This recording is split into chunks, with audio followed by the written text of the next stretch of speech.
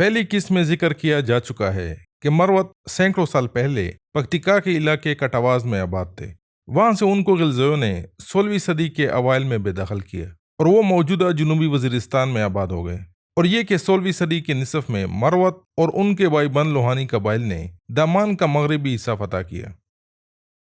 ٹانگ کا علاقہ زرخیز تھا اور اس پر کاشتکاری ہوتی تھی۔ لوہانیوں نے فیصلہ کیا کہ ٹانگ اور اس کو سیراب کرنے والا ٹانگ زام کابسیا 4 حصوں میں تقسیم کیا جائے گا، ایک حصہ مروت، ایک حصہ دولت خیل، ایک حصہ میاں خیل اور ایک حصہ تتور قبیلے کو دیا جائے گا۔ ٹانگ کی زمینوں اور پانی کا انتظام اور کنٹرول خان زمان کٹی خیل کے پاس رہا، جو کہ اپنے قبیلے دولت خیل کے ساتھ ٹانگ میں مستقل آباد ہو گیا۔ تتور قبیلہ بھی ٹانگ میں مستقل آباد ہو گیا اور انہوں نے اپنی زمینوں پر خود کاشتکاری کرنا شروع کر دیا۔ البتہ مروت اور میاں خیل قبائل نے اپنی پرانی پابندہ طرز کی زندگی جاری رکھی۔ دونوں قبائل کے قوانین سال کے آخر میں ٹانگ جاتے اور خان زمان کٹی خیل سے کل پیداوار میں اپنا اپنا حصہ مانگتے۔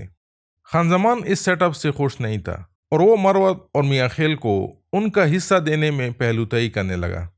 اس بات پر خان زمان اور مروت ملکوں میں ناراضگی اور کشیدگی رہتی۔ بالآخر مروتوں نے خان زمان کو اپنے راستے سے ہٹانے کا فیصلہ کیا۔ انہوں نے دولت خیلوں پر حملہ کر کے ان کو خان زمان سمیت ٹانگ سے بے دخل کر دیا۔ شکست خوردہ خان زمان کٹی خیل اپنے سارے خاندان کو لے کر ڈبرا چلا گیا۔ خان زمان نے فیصلہ کیا کہ مروتوں کے خلاف گنڈاپور قوم سے مدد مانگی جائے گی۔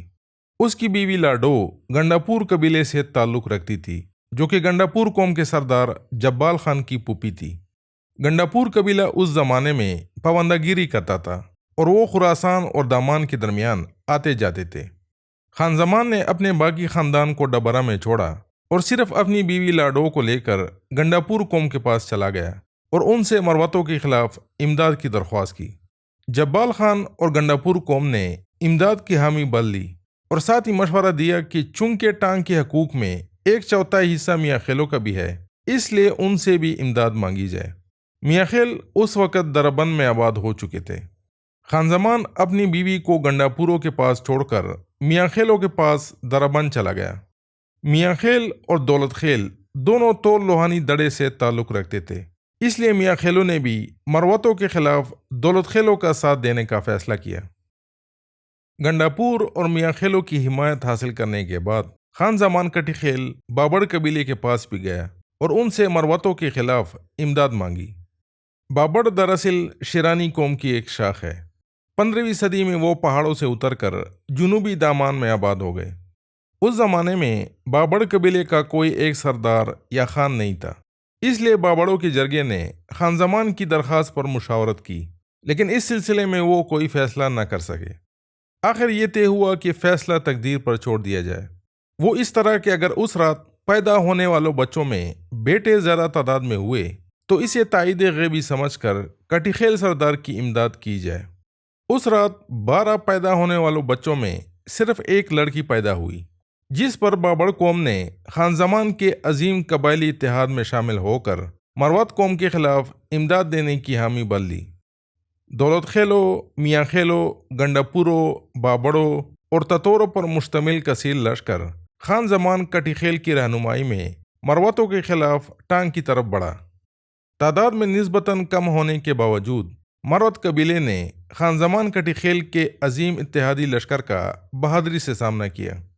ایک خونریز لڑائی کے بعد مروتوں کو شکست ہوئی اور انہیں ٹانگ سے نکال دیا گیا۔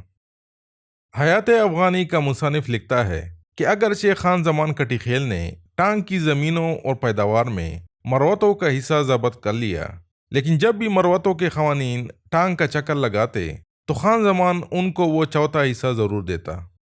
کچھ مدت بعد خان زمان کی نیت مزید خراب ہو گئی اور اس نے ٹانگ میں میاں خیلوں کا حصہ بھی ضبط کر لیا۔ حالانکہ میاں خیلوں نے مروتوں کے خلاف دولت خیلوں کی مدد کی تھی۔ ٹانگ سے نکالے جانے کے بعد مروتوں نے درہ پیزو کا رخ کیا اور اس کے آس پاس اور تل کے کچھ حصے پر آباد ہو گئے۔ مروتوں کی آبادکاری سے پہلے موجودہ لکی مروت کا کوئی مخصوص نام نہیں تھا اور اس کو عام طور پر تل کہا جاتا تھا۔ تل کا مطلب ریتلا علاقہ ہوتا ہے اور اس کی اصل سنسکرت زبان ہے۔ موجودہ لکی مروت کا کافی سارا علاقہ ریتلا ہے۔ یہ وہی تل لفظ ہے جو مغربی پنجاب کے ریگستانی علاقے کے لیے استعمال ہوتا ہے۔